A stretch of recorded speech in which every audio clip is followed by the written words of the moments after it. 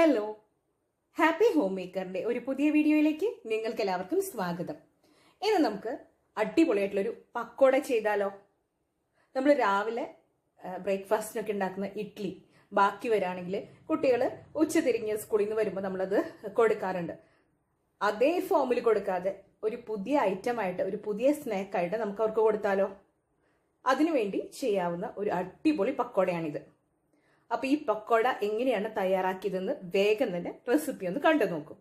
അപ്പോൾ നമുക്കിന്ന് ഇഡ്ഡലി വെച്ചിട്ട് അടിപൊളിയായിട്ടുള്ള പക്കോട ഉണ്ടാക്കാം. അപ്പോൾ അതിന് വേണ്ടിയിട്ട് ഒന്നുകിൽ നമുക്ക് ഇഡ്ഡലി പുതിയത് ഉണ്ടാക്കിയെടുക്കാം, അതല്ലെങ്കിൽ നമുക്ക് ബ്രേക്ക്ഫാസ്റ്റിന് ഉണ്ടാക്കിയ ഇഡ്ഡലി ബാക്കിയുണ്ടെങ്കിൽ അതൊരു ഈവനിങ് സ്നാക്ക് ആക്കിയിട്ട് ഇതുപോലെ ഉണ്ടാക്കാം. അപ്പം ഞാനിവിടെ ഒരു 5 വലിയ ഇഡ്ഡലി, ഒരുപാട് വലിയ ഇഡ്ഡലി ഒന്നുമല്ല, അതെടുത്തിട്ടുണ്ട്. അതുപോലെ 2 മിനി ഇഡ്ഡലി ബ്രേക്ക്ഫാസ്റ്റ് ബാക്കി വന്നാണ് എടുത്തേക്കുന്നത്. അപ്പോൾ നമുക്കിതൊന്ന് കട്ട് ചെയ്തിട്ട് എടുക്കാം. തീരെ ചെറിയ പീസായിട്ടല്ല, എന്നാലും നമുക്ക് പക്കോട എന്നൊക്കെ പറയുമ്പോൾ കുട്ടികൾക്ക് കൊടുക്കുമ്പോൾ ഒരു ഷേപ്പും ഭംഗിയൊക്കെ വേണ്ടേ, അപ്പോൾ അതിനനുസരിച്ച് കട്ട് ചെയ്യാം. നമ്മുടെ ഇഡ്ഡലി നമ്മൾ കഷ്ണങ്ങളായിട്ട് ഇതാ മുറിച്ച് വെച്ചിട്ടുണ്ട്. ഇനി ഇതിലേക്ക് വേണ്ട ബാറ്റർ നമുക്ക് തയ്യാറാക്കാം. ഇതിൻ്റെ ബാറ്റർ തയ്യാറാക്കാൻ വേണ്ടിയിട്ട് ഒരു ബൗളിലേക്ക് 1 കപ്പ് അളവിലെ കടലമാവ് എടുക്കാം.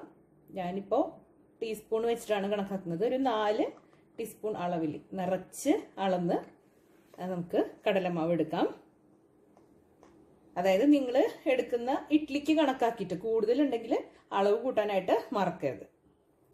ഇതിലേക്ക് 2 ടീസ്പൂൺ മൈദ ചേർത്ത് കൊടുക്കാം. നമ്മുടെ പക്കോട നല്ല സോഫ്റ്റ് ആയിട്ടിരിക്കാൻ വേണ്ടിയിട്ടാണ്. ഇനി നിങ്ങൾക്ക് മൈദ ചേർക്കുന്നത് താല്പര്യം ഇല്ലെങ്കിൽ കടലമാവിന്റെ അളവ് കുറച്ചും കൂടെ കൂട്ടി ഒരു കോഴിമുട്ട ചേർത്താലും നല്ല സോഫ്റ്റ് ആയിട്ട് കിട്ടും. ഇനി നമുക്കിതിലേക്ക് ചേർത്ത് കൊടുക്കാനുള്ളത് കുറച്ച് കാശ്മീരി മുളക് പൊടിയാണ്. കാശ്മീരി മുളക് പൊടി ചേർത്ത് കൊടുക്കുമ്പോൾ നമ്മുടെ പക്കോടയ്ക്ക് അധികം എരിവും ഉണ്ടാവില്ല, അതേസമയം നല്ല കളറും ഉണ്ടായിരിക്കും. അപ്പോൾ അതിന് വേണ്ടിയിട്ടാണ് നമ്മൾ കാശ്മീരി മുളക് പൊടി ചേർത്ത് കൊടുക്കുന്നത്. നിങ്ങൾ എരിവുള്ള മുളക് പൊടിയാണ് ചേർത്ത് കൊടുക്കുന്നതെങ്കിൽ ഇത്ര ചേർക്കാൻ പാടില്ല, വളരെ കുറച്ച് മാത്രം ചേർത്താൽ മതി. ചേർത്തില്ലെങ്കിലും കുഴപ്പമൊന്നുമില്ല. ഇതിലേക്ക് ഒരു 1/4 ടീസ്പൂൺ അളവിൽ മഞ്ഞൾപ്പൊടി ചേർത്ത് കൊടുക്കാം. ഇനി ഇതിലേക്ക് നമുക്ക് ചേർത്ത് കൊടുക്കേണ്ടത് ഉപ്പാണ്.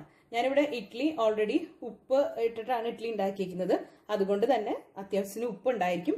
ഈ ഒരു ബാറ്ററിലേക്കുള്ള ഉപ്പ് മാത്രമാണ് ചേർത്ത് കൊടുക്കുന്നത്. നിങ്ങൾ അതിനനുസരിച്ച് നോക്കിയിട്ട് വേണം ചേർത്ത് കൊടുക്കാനായിട്ട്. ഇനി ഞാനിതിലേക്ക് ചേർത്ത് കൊടുക്കുന്നത് ഒരല്പം ചാട്ട് മസാലയാണ്. ഇനി ചാട്ട് മസാല ഇല്ലെങ്കിൽ ഒരല്പം മീറ്റ് മസാലയോ അതല്ലെങ്കിൽ ഗരം മസാലയോ ചേർത്ത് കൊടുക്കാം. പക്ഷെ മാക്സിമം നിങ്ങൾ കുറച്ച് ചാട്ട് മസാല തന്നെ യൂസ് ചെയ്ത് നോക്കൂ, അപ്പോഴാണ് അതിൻ്റെ ഒരു ടേസ്റ്റിന്റെ വ്യത്യാസം നിങ്ങൾക്ക് മനസ്സിലാക്കുക. അടിപൊളി ടേസ്റ്റാണ് ഇത് ചേർക്കുമ്പോൾ. ഇനി ഇത് നല്ലതുപോലെ ഒന്ന് മിക്സ് ചെയ്ത് കൊടുക്കണം. ഇതിലേക്ക് ഒരല്പം കുരുമുളക് പൊടി, വളരെ കുറച്ച് മാത്രം, ഒരു 1/4 ടീസ്പൂണിന് ഒരല്പം മുകളിലായിട്ട് കുരുമുളക് പൊടി ചേർത്ത് കൊടുക്കുന്നുണ്ട്. ഇനി ഇത് നല്ലതുപോലെ മിക്സ് ചെയ്തിട്ട് എടുക്കണം. നമ്മൾ ചേർത്ത പൊടികളെല്ലാം നല്ലതുപോലെ മിക്സ് ആവണം. ഇനി നമുക്കിതിലേക്ക് കുറേശ്ശെ വെള്ളം ചേർത്ത് നല്ലതുപോലെ മിക്സ് ചെയ്തൊരു ബാറ്റർ ആക്കിയിട്ട് എടുക്കാം. കുറേശ്ശെ വെള്ളം ഒഴിച്ച് മിക്സ് ചെയ്താൽ മതി, അതല്ലെങ്കിൽ നമ്മുടെ ബാറ്റർ പെട്ടെന്ന് തന്നെ ലൂസായിട്ട് പോകും. നമ്മളൊരു ഇഡ്ഡലിയുടെ അല്ലെങ്കിൽ ഒരു ദോശമാവിൻ്റെ ഒക്കെ കൺസിസ്റ്റൻസിയാണ് ഈ ഒരു ബാറ്ററിന് വേണ്ടത്. അതുകൊണ്ട് തന്നെ കുറേശ്ശെ വെള്ളം ചേർത്ത് മിക്സ് ചെയ്താൽ മതി. നല്ലതുപോലെ മിക്സ് ചെയ്യാം. ഇതിൽ കട്ടകളും അതുപോലെ തരികളും ഒന്നും തന്നെ ഉണ്ടാവാനായിട്ട് പാടില്ല.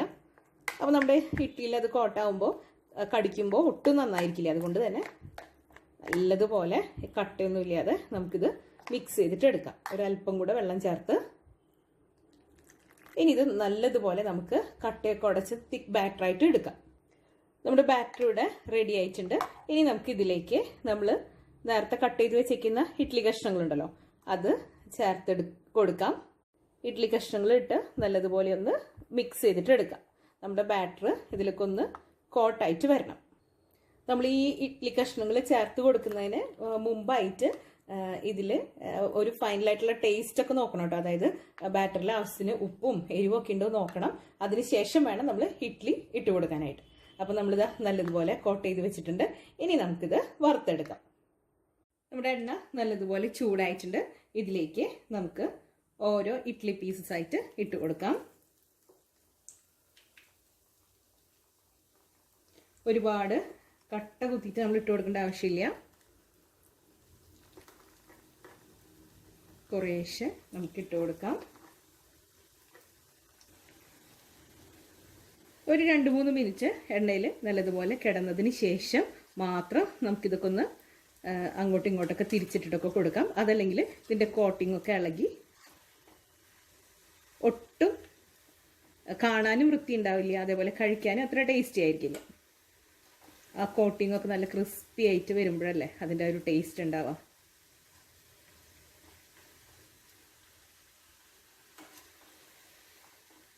ഈ ഒരു കോട്ടിങ് ഫ്രൈ ആവേണ്ട സമയം മാത്രമേ വേണ്ടൂ. ഇഡ്ഡലിയൊക്കെ ഓൾറെഡി കുക്കായിട്ടുള്ളതാണ്. അപ്പം നമ്മുടെ ഫസ്റ്റ് ബാച്ച് റെഡി ആയിട്ടുണ്ട്. നമുക്കിത് കോരിയെടുക്കാം. കണ്ടോ, നല്ല ക്രിസ്പി ആയിട്ടുള്ള പക്കോട ഇവിടെ റെഡി ആയിട്ടുണ്ട്.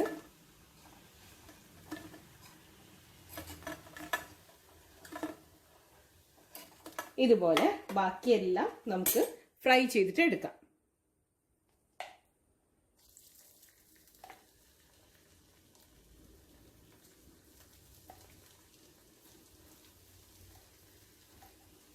ഇതുപോലെ ബാക്കിയെല്ലാം നമുക്ക് ഫ്രൈ. അടുത്ത ബാച്ച് കൂടെ റെഡി ആയിട്ടുണ്ട്. ഇതുപോലെ നമുക്ക് ബാക്കിയെല്ലാം ഫ്രൈ ചെയ്തിട്ട് എടുക്കാം.